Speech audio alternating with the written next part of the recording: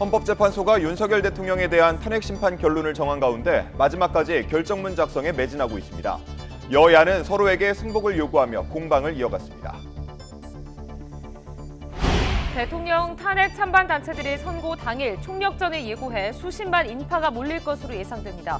경찰은 선고 직후 충돌 사태에 대비해 경찰력을 총동원합니다.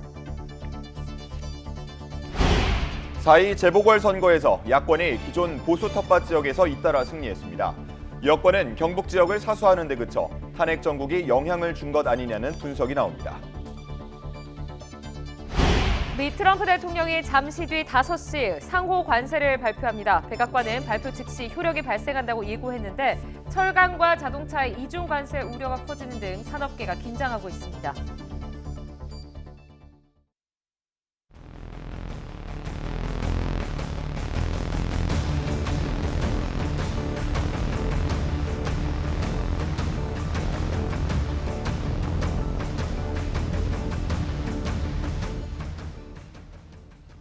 시청자 여러분 안녕하십니까? 4월 3일 목요일 뉴스타트 1부 시작합니다. 헌법재판소가 윤석열 대통령의 탄핵 심판 선고를 앞두고 결정문을 다듬고 있습니다. 재판관뿐 아니라 헌재 직원들도 외부 접촉을 피하며 철통 보안을 유지하고 있습니다. 신지원 기자입니다. 윤석열 대통령의 탄핵 심판 결론을 내린 헌법재판소는 마지막까지 신중하게 결정문을 다듬고 있습니다. 사실상 평결 절차를 마친 만큼 재판관들이 결정문의 세부적인 문구를 보완하고 서명하는 절차만 남은 셈입니다. 만약 별개 의견이나 보충 의견이 있다면 해당 재판관이 법정 의견 초안을 바탕으로 직접 의견을 작성할 수 있습니다. 또 선고 당일 낭독할 결정문과 보도자료 등에 오류가 있는지 막판까지 꼼꼼히 확인할 전망입니다. 헌재 관계자는 다만 공식적으로는 선고 직전까지 심리가 계속된다고 밝혔습니다. 탄핵 심판 선고를 사흘 앞둔 시점에 이미 윤 대통령에 대한 파면이나 탄핵 기각, 각하 등 결론이 정해진 가운데 헌법재판관들은 어느 때보다 보안 유지에 주의를 기울이고 있습니다. 재판관과 직원은 창문 커튼을 내리고 구내식당이나 도시락으로 점심을 해결하는 등 외부인 접촉을 피하고 있습니다. 재판관 8명의 전담 경호 인력이 늘어나는 등 신변 보호 수중도 한층 강화됐습니다. 박근혜 전 대통령 당시에는 재판관들의 출근길이 화제가 되기도 했는데 이번에도 윤 대통령 탄핵 심판 선고 당일 출근길에 오른 재판관들의 표정에 관심이 쏠릴 전망입니다. YTN 신지원입니다. 윤석열 대통령 탄핵 심판 선고를 앞두고 헌법재판관 8인의 앞선 판단에도 관심이 쏠립니다. 대체로 통일된 의견을 내면서도 재판관들은 대립적인 모습을 보일 때도 있었는데요. 권준수 기자가 정리했습니다. 헌법재판관들은 8인 체제가 구성된 뒤 주요 결정 8건 가운데 2건에서 각자의 견해를 선명하게 드러냈습니다. 가장 먼저 지난 1월 15일 이진숙 방송통신위원장 탄핵 심판에선 재판관 견해가 4대4로 극명하게 엇갈리며 국회의 탄핵 소추를 기각했습니다. 김영두, 정영식, 김복형, 조한창 재판관은 방통위원 2인 의결에 법적 하자가 없다고 봤습니다. 반면 문영배, 이미선, 정정미, 정계선 재판관은 이 위원장이 방통위법을 중대하게 위반했으므로 파면해야 한다고 판단했습니다. 또 지난달 말에 나온 한덕수 국무총리 탄핵 심판에서는 재판관 의견이 기각 5, 각하 2, 인용 1로 나뉘었습니다. 기각 결정안에서도 문영배, 이미선, 김영두, 정정미 재판관은 위헌 위법이 있지만 파면할 정도는 아니라고 봤고 김복형 재판관은 위헌 위법도 없다는 독자적인 의견을 냈습니다. 반면 정계선 재판관은 헌법재판관 후보자 임명 거부 등이 파면을 정당화할 중대한 잘못이라며 인용 의견을 냈는데 정영식, 조한창 재판관은 국회가 한 총리를 탄핵하면서 대통령 기준 의결 정족수를 적용해야 했다고 판단했습니다. 다만 다른 주요 사건들에선 전원일치로 결정을 내리는 경향이 짙었습니다. 지난 2월 우원식 국회의장이 국회를 대표해 청구한 권한쟁의 심판뿐만 아니라 최재해 감사원장과 이창수 서울중앙지검장 등에 대한 탄핵 심판에서 8인 재판관은 기각 결정을 선고했습니다. 세부 쟁점에 관해 일부 재판관이 별개 의견을 내기도 했지만 대체로 통일된 견해를 보여온 겁니다. 윤 대통령 사건은 헌법에 따라 파면 결정에는 재판관 6인 이상의 찬성이 필요하고 5대3 혹은 4대4 등 견해가 엇갈려 인용 의견이 6인에 못 미칠 경우 탄핵 소추를 기각하게 됩니다. YTN 권준수입니다. 경찰은 내일 윤석열 대통령 탄핵 심판 선고일에 역대 최다 인원이 모일 가능성을 고려해 대비하고 있습니다. 선고 직후 충돌 사태가 벌어질 경우에 대비해 전국에 가포 비상을 발령하고 경찰의 역량을 총동원해 대응한다는 방침입니다. 정현우 기자의 보도입니다. 경찰은 윤석열 대통령 탄핵 심판 선고일을 이틀 앞두고 전국 지휘부 화상회의를 진행했습니다. 선고 당일 역대 최대 인파가 몰릴 가능성에 대비해 경비태세를 점검했습니다. 이호영 경찰청장 직무대행은 특히 선고 직후 일부 군중이 격앙돼 극렬 시위가 벌어질 우려가 크다며 경찰력을 총동원해 대응하겠다고 강조했습니다. 선고일 전국에 가포 비상을 발령하는 등 치안이 안정될 때까지 전국에 비상근무 태세를 유지하겠습니다. 선고 당일 0시 발령 예정인 가포 비상은 최고 수준의 비상근무 체계로 경찰력을 100% 동원할 수 있습니다. 특히 서울에 210개 기동대 14,000여 명이 투입돼 헌법재판소와 국회 등 주요 기관을 중심으로 배치될 예정입니다. 경찰은 폭력 행위에 대해선 이경용 캡사이신 분사기와 장봉 사용도 적극 검토하고 있는데 현행범 체포와 구속 수사를 원칙으로 한다고 경고했습니다. 과격 행위를 선동하는 경우에도 무관용 원칙으로 대응한다는 방침인데 전담팀이 요주의 유튜버 다수를 모니터하고 있다며 불법 행위가 발견될 경우 즉각 제지할 수 있도록 조치하고 있다고 설명했습니다. 또 헌재와 재판관 위협에 대응하기 위해 선고 당일 헌재 내부에 경찰 특공대 20여 명을 배치합니다. 종로와 중구 일대는 특별 범죄 예방구역으로 설정하는데 시위대의 극단적 행위에 대비해 일대 순찰차에 소화 장비를 지급합니다. 선고일 전에도 경찰은 24시간 대응 체제를 유지하면서 헌재 일대를 시위대 등이 없는 진공 상태로 관리할 방침인데 선고일이 임박하면 검문 검색을 강화하고 위험용품 반입도 철저히 막을 예정입니다. 선고를 하루 앞둔 오늘 09시부턴 경찰청과 서울경찰청에 가용 인력을 50%까지 동원할 수 있는 의료비상을 발령하며 대응태세를 강화할 예정입니다. YTN 정현우입니다. 헌법재판소가 윤석열 대통령 탄핵 심판정에서 꺼내들 수 있는 선택지는 3가지입니다. 탄핵을 인용하거나 기각 또는 각하 결정을 내리는 건데 각각의 경우 헌법재판관 몇 명의 의견이 모여야 하는지 최민기 기자가 정리해봤습니다. 헌법재판소가 인용 결정을 하면 윤석열 대통령은 즉시 파면됩니다. 국회 측의 탄핵 심판 청구를 헌재가 받아들인다는 의미입니다. 결정문 작성과 선고 전에 재판관들이 의견 조율을 거치기 때문에 저는 일치 판결이 나올 가능성이 점쳐지지만 꼭 그래야만 하는 건 아닙니다. 6명 이상만 찬성하면 인용됩니다. 탄핵 심판 인용에 찬성하는 재판관이 그보다 적으면 기각됩니다. 탄핵 심판 청구에 이유가 없다고 판단할 때 내리는 결정인데 현재 재판관 8인 체제이기 때문에 3명이 반대하면 기각입니다. 나머지 하나의 경우는 각하입니다. 각하는 절차상 하자가 있어 심판 요건을 갖추지 못했다고 판단할 때 나오는 결정입니다. 5명 이상이 각하 의견을 내야 하는데 만약 기각과 각하 의견을 합해서 3명이 넘으면 기각으로 처리됩니다. 어떤 경우든 헌재의 판단이 나온 즉시 효력을 갖습니다. YTN 최민기입니다. 윤 대통령 탄핵 심판 변론 과정을 돌아보겠습니다.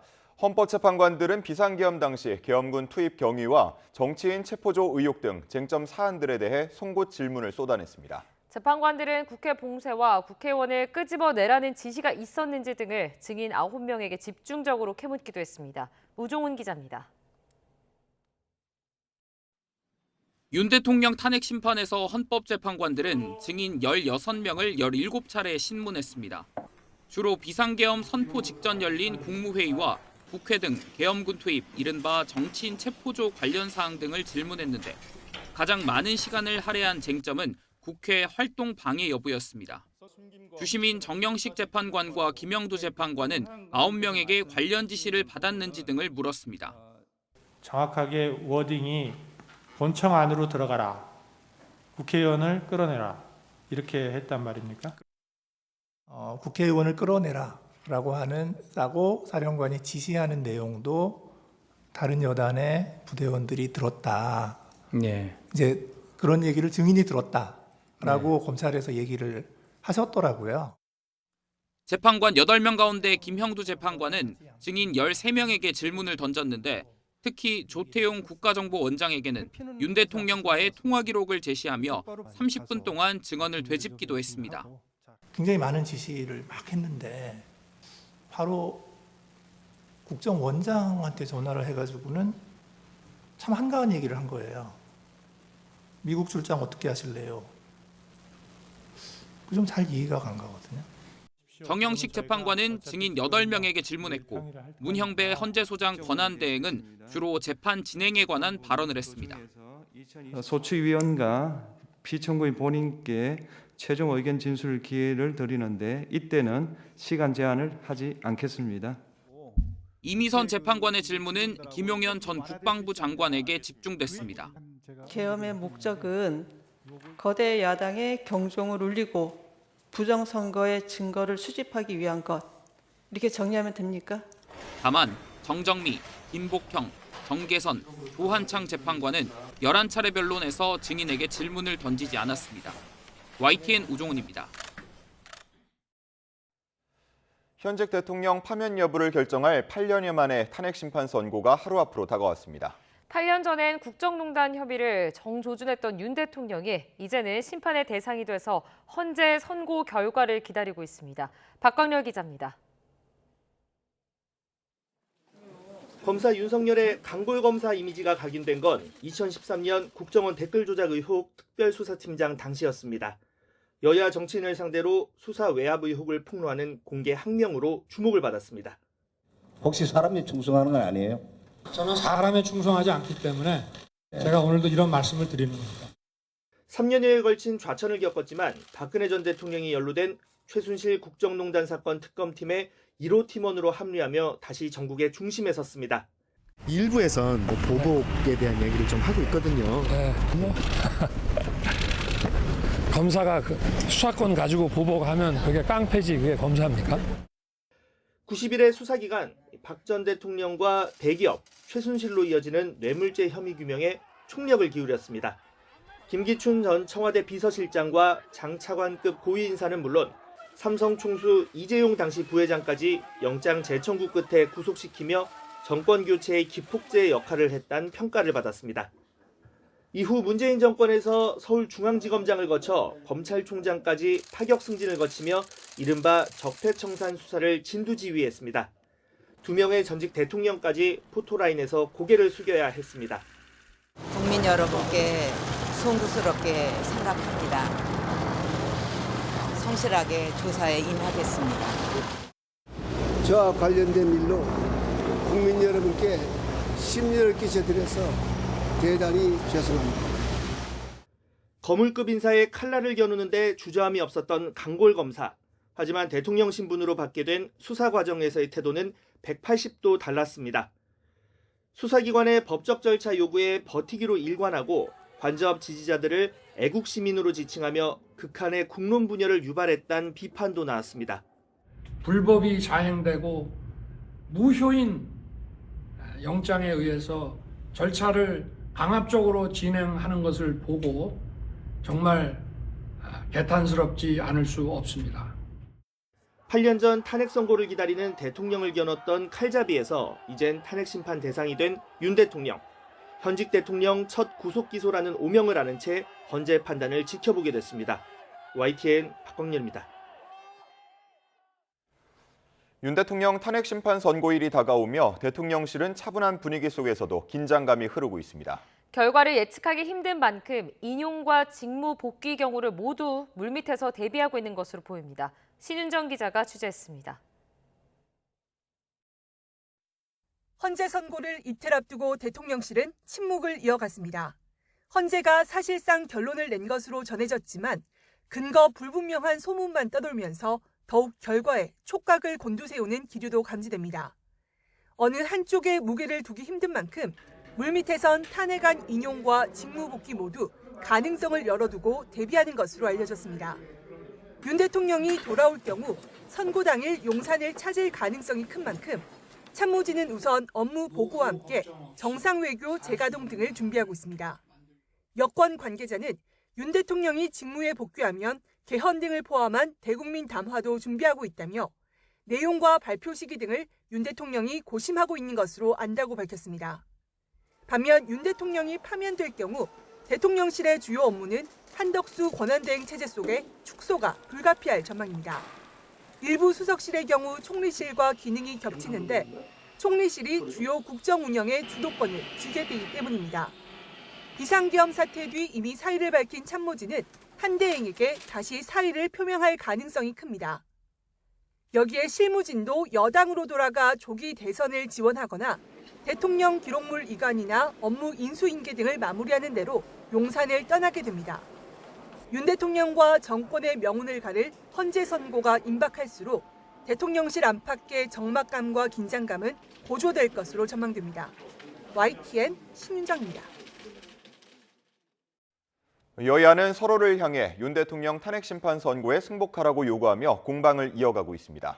국민의힘은 야당이 공식적인 승복 메시지를 내지 않았다고 지적했고 더불어민주당은 승복은 계엄 사태 가해자인 윤석열 대통령 몫이라고 맞섰습니다. 임성재 기자의 보도입니다. 국민의힘은 오는 4일 윤 대통령 탄핵 심판 선고에 민주당이 어떤 결정이 나오든 승복하겠다는 의사를 분명하게 밝혀야 한다고 목소리를 높였습니다. 이재명 대표가 최근 유튜브 방송에서 승복을 시사하는 발언은 했지만 공식 회의나 회견에선 관련 메시지를 내지 않은 걸 지적한 겁니다. 지금이라도 어떤 결정이든 승복하겠다는 얘기를 분명히 해야 됩니다. 윤 대통령 복귀 땐 유혈 사태가 초래될 가능성이 있다고 한 이 대표의 최근 발언에도 기각 또는 각하 결정에 불복 의사가 담겼다는 판단도 깔린 것으로 보입니다. 이에 반해 윤 대통령은 이미 헌재 심판 과정에서 변호인단을 통해 승복 의사를 내비쳤다는 점도 상기시켰습니다. 민주당은 그러나 헌재의 파면 결정에 승복해야 할 건 윤 대통령이라고 맞받았습니다. 지난해 말 비상계엄 선포로 국가적 혼란을 만든 가해자는 윤 대통령이란 논리와 맥이 닿아 있습니다. 이 입장 여전히 변함없다고 보면 될까요? 승복은 윤석열이 하는 겁니다. 당내에선 피해자인 국민과 야당에 여당이 승복을 촉구하는 건 어불성설이란 반발이 잇따르고 있습니다. 국민의힘은 당 지도부의 승복 발언 등 가식적인 말잔치가 아닌 윤 대통령 본인의 승복이나 당장 받아내란 겁니다. 다만 정치권 원로들 사이에선 국회 교섭단체라면 탄핵 심판 결론에 100% 승복한다는 메시지를 동시에 공개적으로 표명해야 한다는 의견이 적지 않습니다. 선고 승복을 둘러싼 여야 공방은 탄핵 찬반으로 나뉜 진영 갈등이 그만큼 깊다는 걸 방증한다는 해석이 많습니다. 결국 윤 대통령과 이 대표 두 사람의 뚜렷한 승복 선언이 필요할 정도로 우려스러운 상황이란 건데 어떤 결과든 탄핵 선고 이후 국민 통합은 정치권 최대 과제가 될 거란 전망입니다. YTN 임성재입니다. 어제 실시된 상반기 재보궐선거에서 부산시 교육감의 진보 성향 김석준 후보가 당선됐습니다. 5곳 기초자치단체장 선거는 여당이 1곳, 야당이 4곳을 차지했습니다. 김종호 기자가 전해드립니다. 3명이 맞붙은 부산시 교육감 재선거 승자는 김석준 후보가 됐습니다. 진보 성향으로 분류된 김 당선인은 지난 2014년부터 2차례 8년 동안 부산시 교육감을 지냈습니다. 당선 요인으로는 재선 교육감을 지내 상대적으로 높은 인지도와 나머지 두 후보에게 분산된 보수 지지층 표심 등을 꼽을 수 있습니다. 김 당선인은 선거법 위반으로 물러난 전임 교육감이 권위주의적이고 보여주기식으로 부산시 교육청을 운영했다며 정상화에 힘을 쏟겠다고 말했습니다. 부산교육 정상화시켜내고 부산을 정말 아이 키우기 좋은 도시로 확실히 만들어내겠습니다. 늘 관심 가지고 성원해 주십시오. 올해 상반기 재보궐선거에서는 5곳 기초자치단체장도 함께 뽑았는데 여당이 1곳, 야당이 4곳을 가져갔습니다. 여당이 후보를 내지 않은 서울구로구청장 보궐선거에서는 더불어민주당 장인홍 후보가 당선됐습니다. 창과 방패의 대결로 불린 전남 담양군수 재선거에서는 조국혁신당 정철원 후보가 민주당 후보를 꺾는 이변을 연출했습니다. 4명이 맞붙은 충남 아산시장 재선거는 민주당 오세훈 후보가 승리했습니다. 경남 거제시장 재선거는 민주당 변광용 후보가, 경북 김천시장 재선거는 국민의힘 배나코 후보가 당선의 영예를 안았습니다. YTN 김종호입니다. 민주당이 보수세가 강한 지역에서 잇따라 승리한 데엔 비상계엄 사태와 탄핵 정국이 영향을 준 것 아니냐는 분석이 나옵니다. 보수 진영 결집도가 떨어졌고 중도층의 반발도 여전하다는 건데 민주당 역시 전남 담양을 빼앗겨 마냥 웃을 수만은 없게 됐습니다. 김철희 기자가 전해드립니다. 이번 재보선은 국회의원이나 시도지사를 선출하지 않는 데다 탄핵 전국까지 맞물리며 비교적 조용하게 치러졌지만 예상외로 이변이 많았습니다. 보수 텃밭으로 꼽혀온 경남 거제와 부산에서 민주당과 진보 진영이 잇따라 승리를 거둔 겁니다. 특히 거제시장의 경우 민주당은 2018년 단 한 차례 승리했을 뿐 당선자를 거의 배출하지 못했던 지역임에도 60%에 육박하는 득표율을 얻었습니다. 경기도의원 선거도 예상 밖 결과였는데 2022년 지방선거 때 국민의힘 후보가 61.4%를 득표했던 곳에서 이번엔 민주당이 과반을 차지했습니다. 이에 지난해 총선 당시 해당 지역에서 낙선했던 이광재 전 강원도지사는 불법 계엄에 대한 심판이란 평가를 SNS에 남겼습니다. 실제 이번에 야권이 선전한 배경엔 탄핵 정국 장기화에 따른 피로감에 보수 유권자들이 대거 투표장을 외면한 것 아니냐는 분석도 나옵니다. 그렇다고 민주당 완승이었다고도 할 순 없는데 안방으로까지 거론되는 호남 지역 전남 담양군수 자리를 조국혁신당에 뺏겼기 때문입니다. 경쟁을 하면 더 지역 발전이 있다는 생각을 우리 국민들께서 또 국민들께서 염원하지 않았냐 그렇게 생각됩니다. 당내 비이재명계를 중심으로 이재명 대표의 비호감도 문제를 거론할 가능성도 있지만 혁신당이 지역 일꾼론을 강조했던 데다 표차도 1000표 미만에 그쳐 적절치 않은 지적이란 반론도 적지 않습니다. YTN 김철입니다. 4월 3일 목요일 오늘의 주요 재판 살펴보겠습니다. 김건희 여사 연루 의혹이 제기된 도이치모터스 주가 조작 사건의 대법원 판단이 오늘 나옵니다. 권오수 전 도이치모터스 회장 등 9명은 지난 2009년부터 2012년 사이 91명 명의의 계좌 157개를 동원해 도이치모터스 주가를 조작한 혐의 등을 받습니다. 2심 재판부는 지난해 9월 권 전 회장에게 징역 3년에 집행유예 4년, 전주 손모 씨에게 징역 6개월에 집행유예 1년을 선고하는 등 관련자 대부분에 대해서 유죄를 선고했습니다. 윤석열 대통령의 부인 김건희 여사도 손 씨와 비슷한 전주로서 주가 조작에 관여했다는 의혹을 받았지만 지난해 10월 검찰은 김 여사가 범행에 가담한 증거가 없다며 불기소 처분을 내렸습니다. 공직선거법 위반 혐의로 항소심에서 징역형의 집행유예를 선고받은 홍남표 창원시장이 오늘 대법원 판단을 받습니다. 홍 시장은 2022년 지방선거 당시 국민의힘 창원시장 후보 당내 출마자로 거론되던 A씨에게 시장 불출마를 대가로 창원시 경제특보를 제안한 혐의를 받습니다. 지난해 12월 항소심 재판부는 홍 시장에게 무죄를 선고한 원심을 깨고 징역 6개월에 집행유예 1년을 선고했습니다. 공직선거법에 따라 선출직 공무원이 선거 범죄로 100만 원 이상의 벌금형을 확정받으면 당선은 무효가 됩니다. 지금까지 오늘의 재판이었습니다.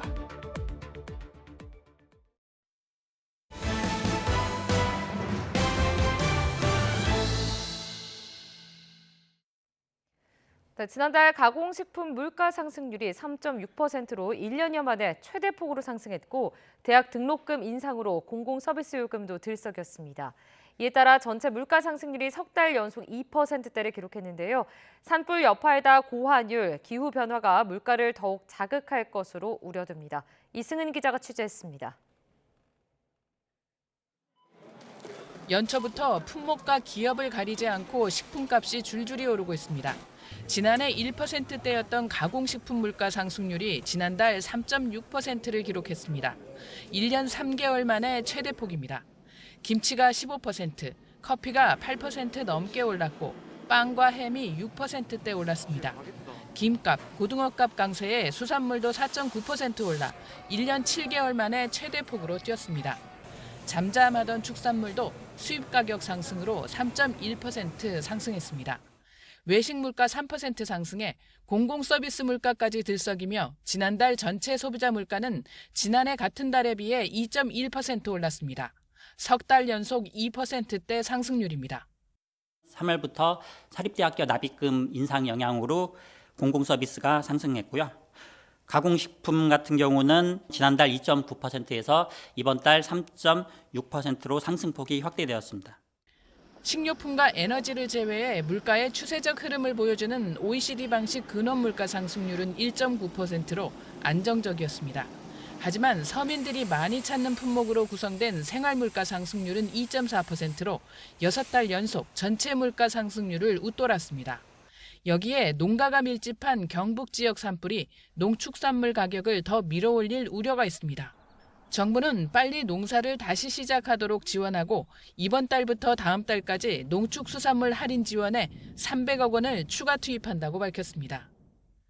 전기, 가스, 철도 등 중앙부처가 관리하는 공공요금은 원가 절감과 자구 노력을 통해 인상 요인을 최대한 흡수하여 상반기 중 동결토록 하겠습니다. 트럼프 관세 정책으로 환율이 더 오른 가운데 무더위도 빨리 찾아올 것으로 보여 먹거리 물가 불안은 계속될 것으로 보입니다. YTN 이승은입니다. 경제 한 줄 뉴스입니다. 대형 산불로 피해를 본 특별 재난 지역 가구들이 위약금을 내지 않고 초고속 인터넷 서비스를 해지할 수 있게 됐습니다. 1956년 설립된 시공능력 134위인 중견건설사 이화공영이 법원에 기업 회생을 신청했습니다. 이에 코스닥 시장본부는 오는 23일까지 이의 신청이 없으면 이화공영에 대한 상장 폐지 절차를 진행하겠다고 공지했습니다. 애경그룹이 재무 구조 개선 등의 이유로 그룹의 모태 사업인 애경산업의 매각을 검토 중인 것으로 확인됐습니다. 이재용 삼성전자 회장이 지난달 일주일간 중국 출장을 다녀온 데 이어 이번 주 일본으로 향합니다. 모레부터 이틀간의 일정인데 손정희 소프트뱅크 회장과 만남이 이뤄질지 주목됩니다.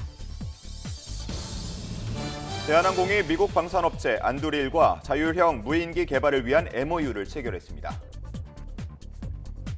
미국이 접착제와 바닥 마감재 등에 쓰이는 한국산 에폭시 레진에 대한 덤핑 마진과 보조금률을 예비 판정 대비 최대 19%포인트 축소하면서 업계 부담이 완화될 전망입니다. 지금까지 경제 한 줄 뉴스였습니다.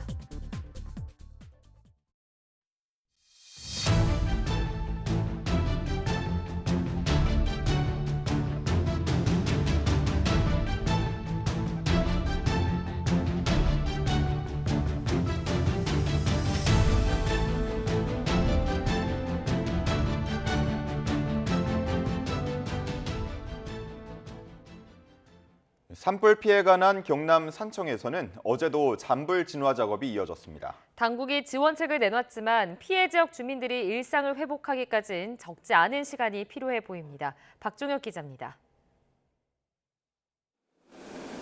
산자락이 새카맣게 그을린 임산물 재배 농장. 표고버섯을 키우는 시설을 간신히 지켰습니다.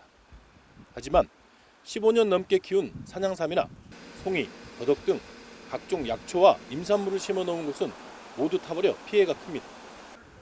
산청 방문의 해를 맞아 기대가 컸지만 모두 물거품이 됐습니다.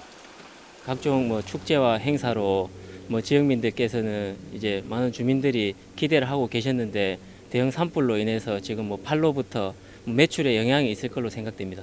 지금 막막한 게 현실입니다. 하지만 넉넉고 있을 수는 없는 일. 주민들은 일상을 회복하기 위해 화마가 휩쓴 터전을 찾았습니다. 팔순을 넘긴 할아버지는 행여 감나무를 되살릴 수 있을까 밭을 돌봅니다. 가만히 있어봐 누가 네 살주도 안 하고 내가 노력을 해야 되는 게네. 그래서 하고 있는 일이야. 잔불 진화가 완료되지 않아 피해 규모가 아직 정확하지 않지만 지자체는 지원책을 내놓았습니다. 경상남도는 농업인에게 저금리로 돈을 빌려주고 농약 구매비나 가축 입식비 등에도 보조금과 융자를 지원합니다. 산청군도 특별교부세 10억 원을 긴급 투입해 피해 복구를 지원합니다. 피해 가구와 우리 농업인, 임업인들에게 어려움이 없도록 피해 조사를 신속하게 추진하여 우리 국민들의 빠른 일상 회복을 위해 최선의 노력을 다하겠습니다. 화마의 상흔 위로 일상을 회복하려는 주민들. 대형 산불로 피해를 입은 우리의 이웃들이 힘을 내어 하루속히 일상을 회복할 수 있길 기원합니다. YTN 박종혁입니다. 이번 산불로 막대한 피해를 본 경북 지역에 산불을 초기에 막을 수 있는 산림 인접 비상소화 장치가 크게 부족했던 것으로 나타났습니다. 산림 규모가 비슷한 강원도의 4분의 1 수준에 그쳤는데 기후변화에 따라 산불이 대형화하는 만큼 확충이 필요하다는 지적입니다. 김근우 기자입니다. 10가구 정도가 살던 작은 골짜기 마을이 한 집만 빼고 전부 불타 무너졌습니다. 경북 북부를 휩쓴 대형 산불이 건조한 날씨와 강한 바람을 타고 마을 전체를 덮친 겁니다. 불이 빠르게 번지면서 소방대원들이 도착하기도 전에 마을이 모두 불탔습니다. 실제로 이 불이 붙는 시간이 소방차가 올 수 있는 그런 시간적인 여유가 없었습니다. 예, 그냥 여기서 번쩍하면서 바로 불이 확 확산됐으니까요. 주변이 온통 산으로 둘러싸인 마을이지만 산불에 대비한 산림 인접 비상소화 장치는 없었습니다. 있었다면 마을 곳곳에 미리 물을 뿌려두거나 산불 확산을 늦추면서 피해를 줄일 수 있었습니다.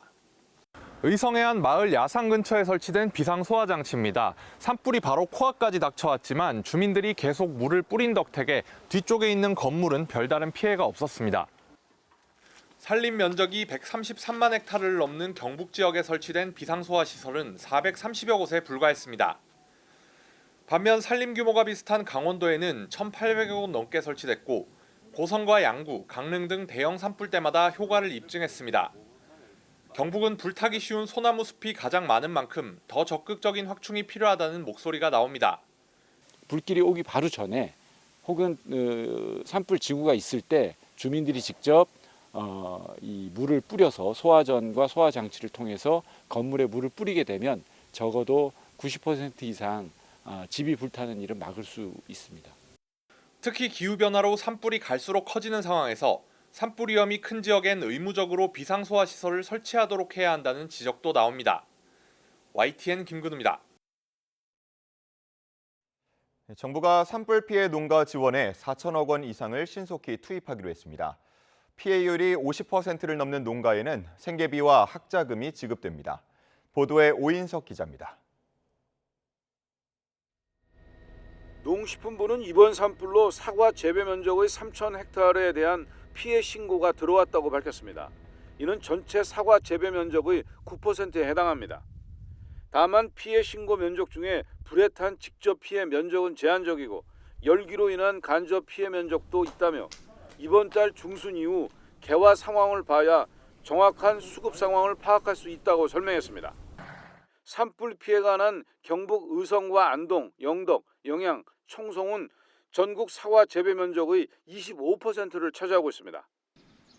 농식품부는 산불 피해 지역이 사과 외에도 봄배추와 마늘, 건고추, 자두 등의 주산지라며 일부 품목은 수급에 영향이 있을 수 있다고 밝혔습니다. 정부는 피해 농업인의 영농 재개와 경영 생활 안정 지원을 위해 신속히 재원을 투입하기로 했습니다. 설비, 시설 복구, 사료 구매, 긴급 생활 안정 자금 지원 등의 기정 예산 등을 활용하여 4천억 원 이상 지원하겠습니다. 피해 규모를 파악해 농산물 수급 안정 지원에도 추가 재정 투입을 검토하기로 했습니다. 산불로 인한 피해율이 50%를 넘는 농가에는 생계비와 학자금이 지원됩니다. 생계비는 2인 가구는 120만 원, 4인 가구는 187만 원이 지급됩니다. 학자금은 한 학기에 한해 100만 원이 지급됩니다. 특별 재난지역 농가에는 각종 세금과 전기요금, 건강보험료, 통신비 등 36개 요금 납부를 유예하거나 감면해 주기로 했습니다. 농축산 경영자금의 상환을 최대 2년간 유예하고 이자를 감면하는 한편 재해대책 경영자금도 최대 5천만 원까지 지원하겠습니다. 정부는 각 농가에 피해 농작물 농약대와 가축 입식비, 시설 복구비 등도 지원하기로 했습니다. YTN 오인석입니다.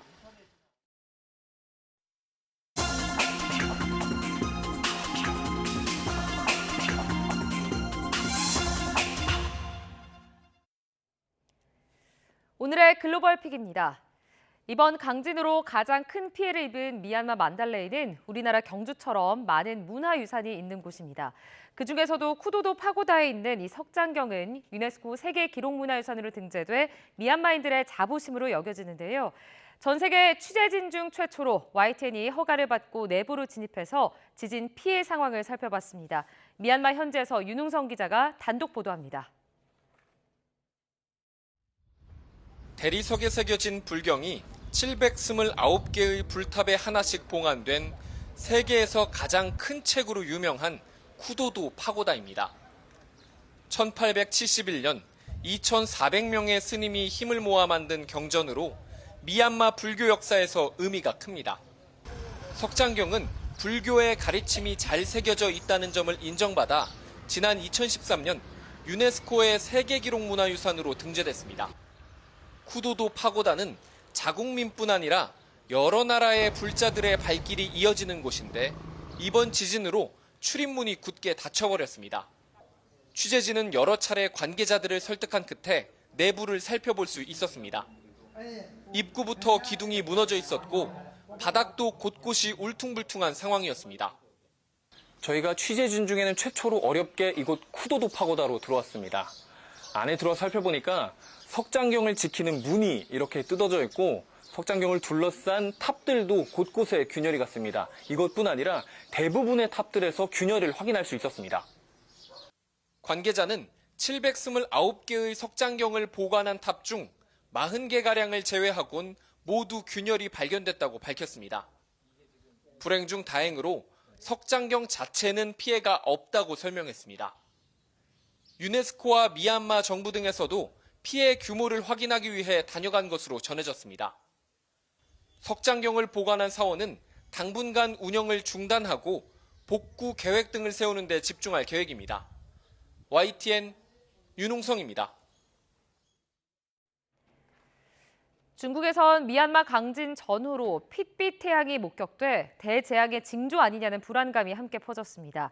미얀마에서 가까운 중국 윈난과 티베트 지역에서도 여진이 잇따라 공포를 키우고 있습니다. 베이징 강정규 특파원입니다.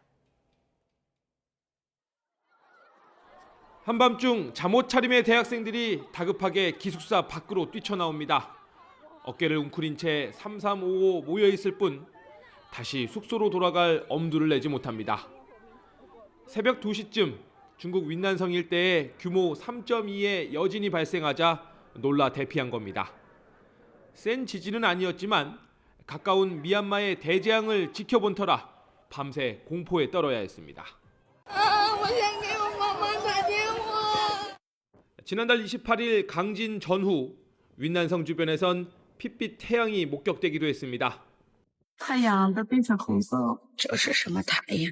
不得了，不得了！结果这太阳没有。 유독 붉게 물든 하늘이나 큰 새떼의 이동을 촬영한 영상도 속속 공유되고 있습니다. 대재앙의 징후 아니냐는 불안감이 함께 퍼져나갔습니다. 그러자 중국 기상당국은 태양광 산란에 따른 현상일 뿐이라며 진화에 나섰습니다. 농번기를 앞두고 각지에서 밭을 태우면서 생긴 분진에 붉은 빛만 도드라진 탓이란 설명입니다. 只有红光可以透得过来，我们可以看见一个血红的太阳，是一种不太常见的普通现象。 미얀마에서 규모 7.7 강진이 발생한 날 중국 윈난성에서도 건물 847채가 파손되고 2,840명이 대피한 거로 집계됐습니다. 베이징에서 YTN 강정규입니다. 어젯밤 11시 4분쯤 일본 규슈 남동부 미야자키현 남쪽 바다에서 규모 6.0의 지진이 발생했습니다. 진원의 깊이는 40km입니다. 일본 기상청은 이번 지진으로 미야자키현 미야자키시와 가고시마현 가노야시 등에서는 진도 4의 흔들림이 관측됐다고 발표했습니다. 진도 0부터 7까지 중 진도 4는 대부분 사람이 놀라고 천장에 달린 전등이 크게 흔들리는 수준입니다. 미국의 경제 전문 매체 포브스가 매년 집계해 발표하는 전 세계 억만장자 순위에서 일론 머스크 테슬라 최고 경영자가 2025년도 세계 1위 갑부 지위를 탈환했습니다. 포브스는 머스크의 자산이 전년 대비 1,470억 달러 늘어난 3,420억 달러, 우리 돈으로 500조 원에 달해 전 세계 보호 순위 1위를 기록했다고 밝혔습니다.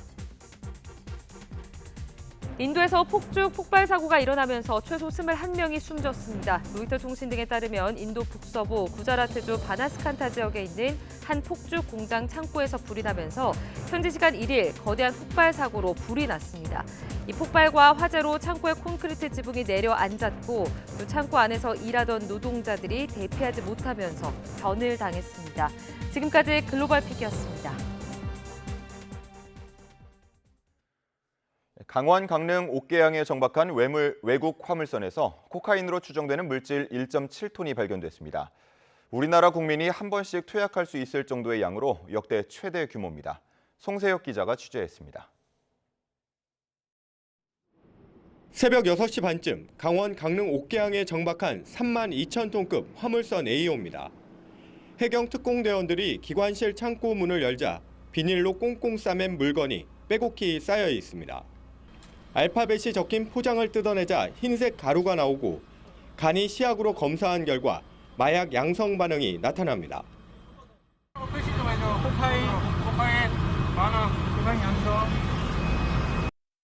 발견된 코카인 추정 물질은 30kg짜리 상자 57개, 모두 합쳐 1.7톤이 넘습니다.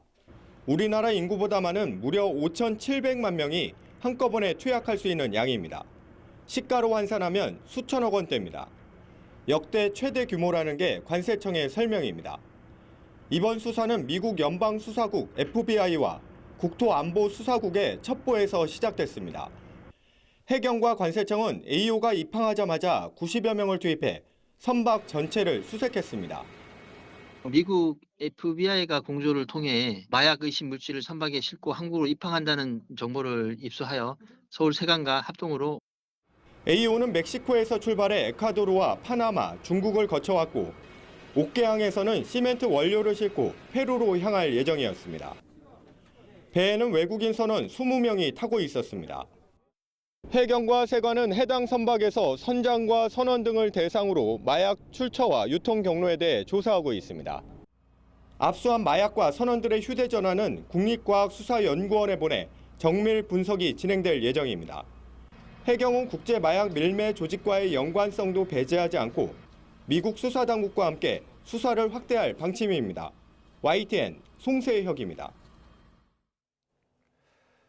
수면제인 졸피뎀을 해외 인터넷 사이트를 통해 밀수한 현직 약사가 세관에 적발됐습니다.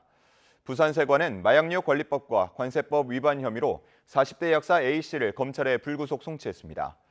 A씨는 지난해 9월과 지난 2023년 국제우편을 이용해 영국과 인도에서 졸피뎀 1,260정을 밀수입한 혐의를 받습니다.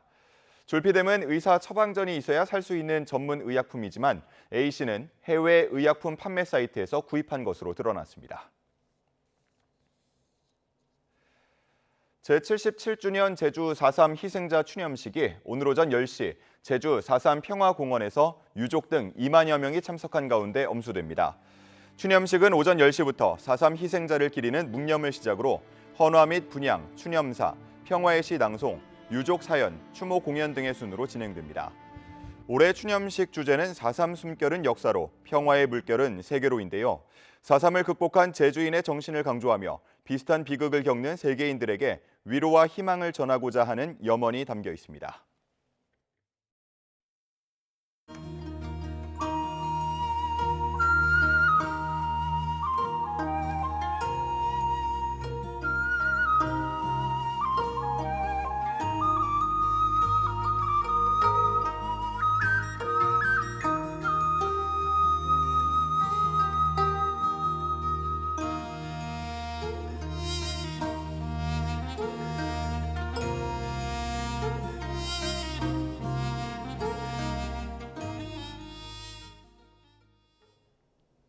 오늘도 큰 일교차에 대비하고 나오셔야겠습니다. 내륙을 중심으로 일교차가 많게는 15도가량 나겠는데요. 아침, 저녁에는 쌀쌀하기 때문에 감기 걸리지 않도록 조심해야겠습니다. 대기가 정체하면서 서쪽을 중심으로는 공기가 탁하겠습니다. 초미세먼지 농도가 나쁨으로 예상되기 때문에 마스크도 챙기시는 게 좋겠습니다. 오늘 출근길 중부 내륙과 경북 내륙 지역에는 안개가 매우 짙게 끼겠습니다. 가시거리가 200m 아래로 떨어지는 곳도 있어서 안전운전 하셔야겠고요. 오후부터는 내륙 지역에 약한 빗방울이 예상됩니다. 현재 기온은 서울이 4.3도고요. 대구는 3.9도 보이고 있습니다. 한낮이 되면 서울과 대구, 광주 모두 17도까지 오르겠습니다. 주말인 모레는 전국에 비가 조금 내리겠고 바람도 강하게 불면서 다소 쌀쌀하겠습니다. 날씨였습니다.